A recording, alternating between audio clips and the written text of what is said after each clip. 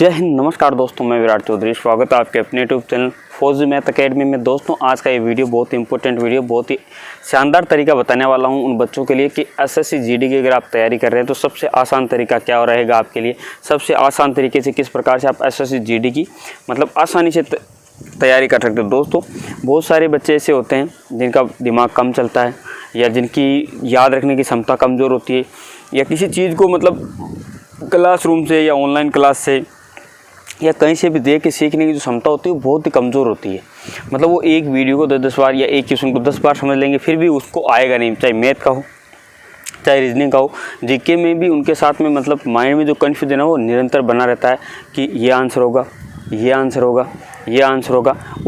उनका ये डाउट दूर नहीं होता, ठीक है। और बहुत सारे ऐसे बच्चे हैं जिनको तैयारी करने में मतलब बहुत ज़्यादा कड़ी मेहनत भी करते हैं अपने परिवार की स्थिति को देख के या खुद के भविष्य को देख के भी बहुत सारे बच्चे अगर तैयारी करते हैं। एक चीज़ तो मैं बता दूं दोस्तों, चाहे लॉकडाउन रहे चाहे कुछ भी रहे, अगर आपका जीवन में साथ देगी तो वो है आपकी पढ़ाई, आपकी मेहनत, और वो आज वो समय है। तो आपको तैयारी करते रहना निरंतर। लॉकडाउन में ना ही तो उदास होना है, ना डिमोटिवेट होना है, ना निराश होना है, ठीक है। आपको फुल मोटिवेट रहना है, फुल मोटिव के साथ तैयारी करनी है। कोई बात नहीं, 2 महीने ज़्यादा तैयारी करनी पड़ सकती है, लेकिन तैयारी करनी है दोस्तों। अच्छे से दबा के तैयारी करनी है।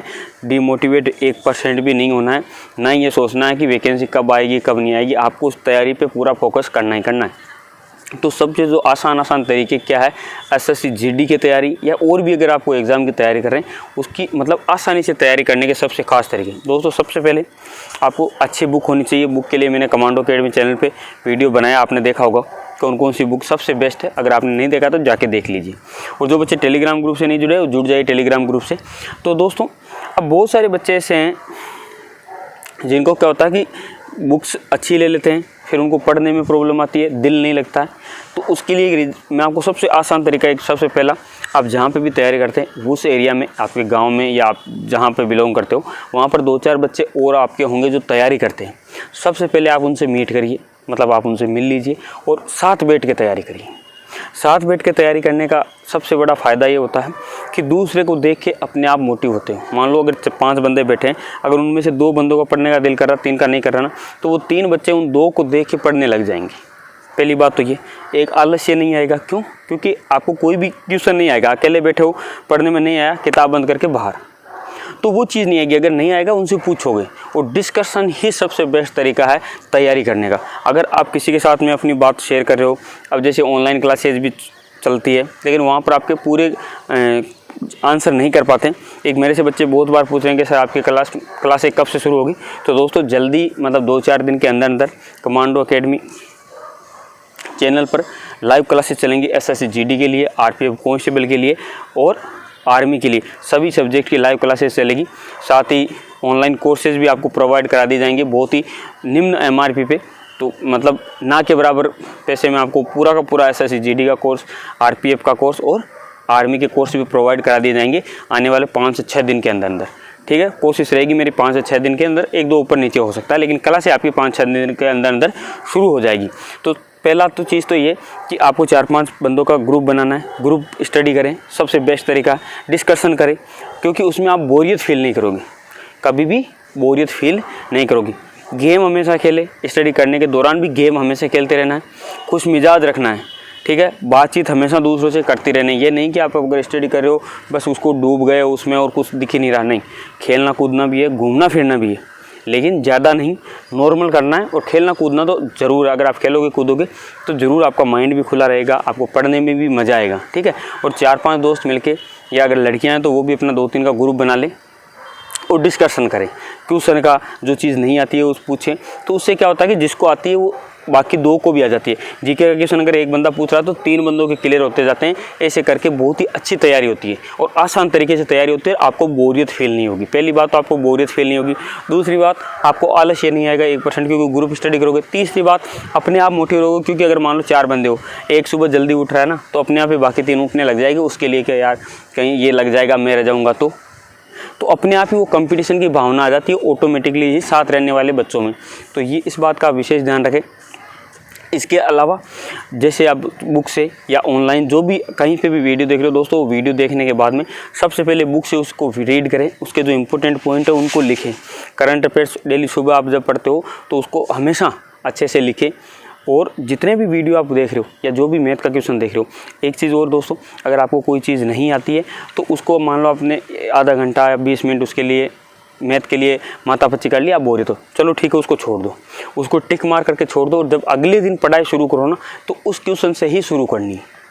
जो चीज़ नहीं आती है सबसे पहले उसी को सीखना है, ये जिद होनी चाहिए। तो इससे क्या कि आपको मोटिवेशन मिलेगा, तैयारी करने में मज़ा भी आएगा। यानी जो चीज़ नहीं आती है ना उसको सबसे पहले सीखनी है, जो चीज़ आती है उसकी प्रैक्टिस बाद में करना है।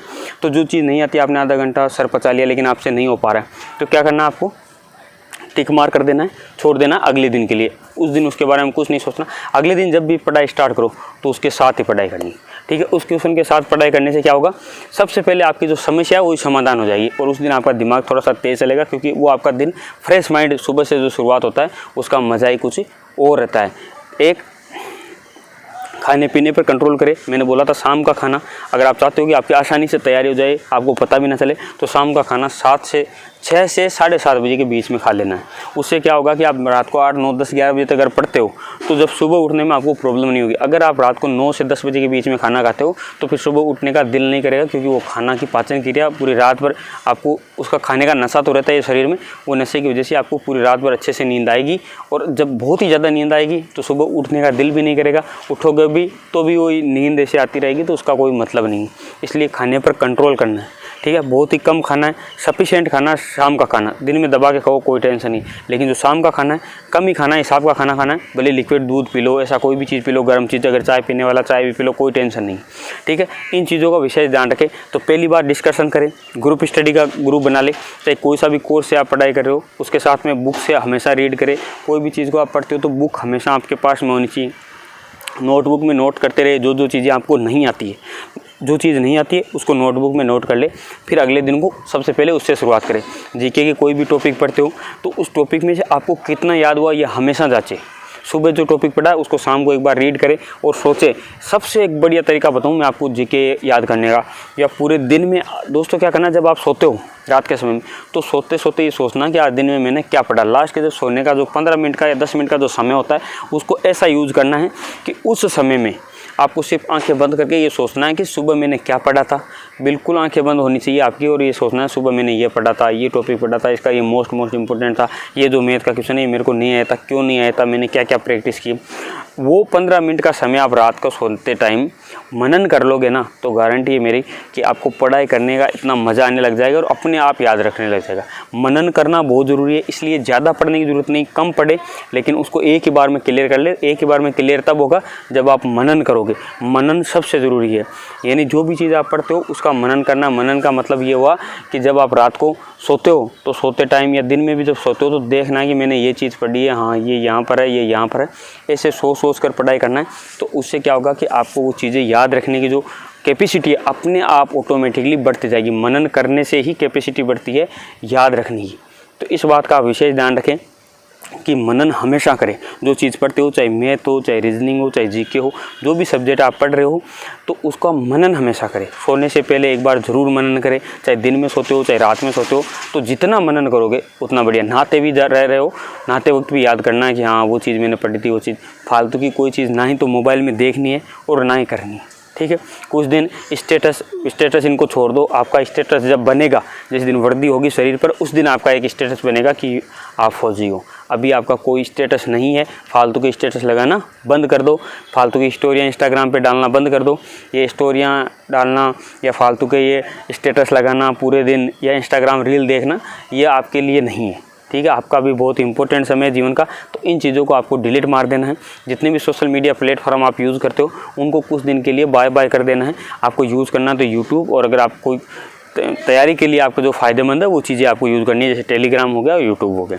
तो इन चीज़ों का आप यूज़ करिए, लेकिन बाकी जो इंस्टाग्राम पे रील डालना, फोटोए डालना, ज़्यादा फ़ोटो क्लिक करना, ये सब चीज़ें आपके लिए अभी ज़रूरी नहीं है। तो इन बात का विशेष ध्यान रखें और तैयारी को ग्रुप स्टडी के रूप में करें, और जो चीज़ें मैंने बताई उन पर फोकस करें। आपकी ज़रूर बहुत ही अच्छी तैयारी होगी और बहुत ही अच्छे नंबर आएंगे आपके। SSC GD हो चाहे कोई सा भी एग्ज़ाम हो उसमें। जय हिंद, जय भारत।